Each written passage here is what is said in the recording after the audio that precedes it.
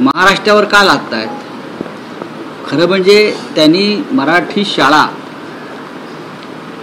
या अधिक अभिजात कशा होतील यासाठी कार्य केलं पाहिजे. मुंबईसारख्या शहरामध्ये, महाराष्ट्राच्या राजधानीमध्ये मराठी शाळा बंद पाडल्या जात आहेत. पडत नाहीत, बंद पाडल्या जात आहेत. हे अतिक्रमण आहे. त्याच्यामध्ये आता हिंदीची सक्ती अनिवार्य, तिसरी भाषा, ही तिसरी, चौथी, पाचवी भाषा आम्हाला गरज नाही. मी त्या सर्व लेखक आणि कवींचं शिवसेनेतर्फे अभिनंदन करतो. हेमंत दिवटे यांच्यासारखे कवी, आंतरराष्ट्रीय ख्यातीचे, त्यांनी त्यांचा राज्य सरकारचा पुरस्कार हिंदीच्या सक्तीविरुद्ध परत करण्याची घोषणा केलेली आहे. इतरही कवी लेखक आहेत. महाराष्ट्रामध्ये अनेकांना राष्ट्रीय आणि राज्याचे पुरस्कार मिळाले. मग कोणी पद्मश्री असतील, पद्मभूषण असतील, पद्मविभूषण असतील, अनेक असतील.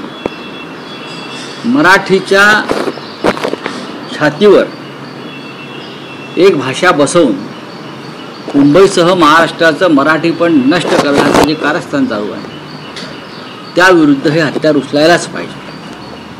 आणि म्हणून मराठी लेखक, कवी, अभिनेते यांनी ही जी भूमिका घेतली, तर समीर चौगुले यांनी सुद्धा त्या संदर्भात परखड काही आपल्या भूमिका व्यक्त केलेल्या आहेत. अनेकांनी केलं आणि हे योग्य आहे. पण राऊतसाहेब, शिवसेना उद्धव बाळासाहेब ठाकरे हा पक्ष फक्त भूमिका व्यक्त करणार आहे की या संदर्भात काही आंदोलनही उभं करणार आहे? कारण मनसेचं आजपासून आंदोलन करू द्या ना. बघा, आंदोलन त्यांना करू द्या.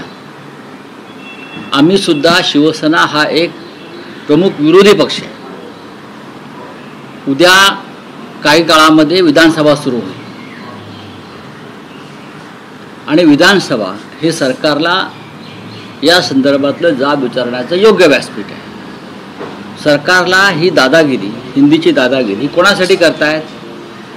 मुंबईवरती आक्रमण वाढावं, मुंबईची अधिकृत भाषा मराठी न राहता किंवा महाराष्ट्राची इतर कोणत्या भाषेला प्राधान्य मिळावं, यासाठी हे चाललंय का?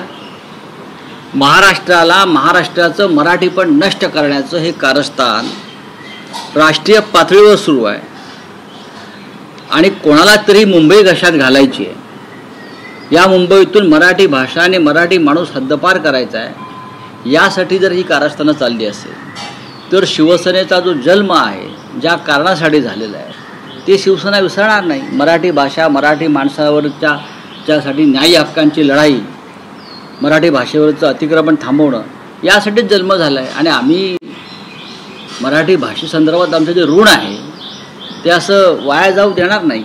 पण राऊतसाहेब, जे रस्त्यावरचं आंदोलन मनसे आजपासून करू द्या, त्याला शिवसेना उद्धव बाळासाहेब, आता आमचा प्रश्न आहे, आम्ही बघू. आमची एक भूमिका आहे.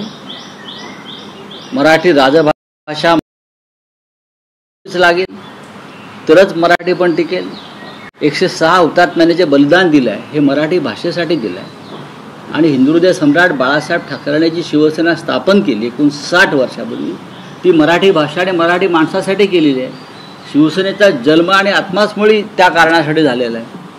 दुसरा विषय असा आहे की भास्कर जाधव म्हणतात की राजकीय संन्यास मी घेणार आहे. संजय राऊत मला सावरण्याचा प्रयत्न करतात. जेव्हा नाराजीबद्दल त्यांना प्रश्न विचारला जातो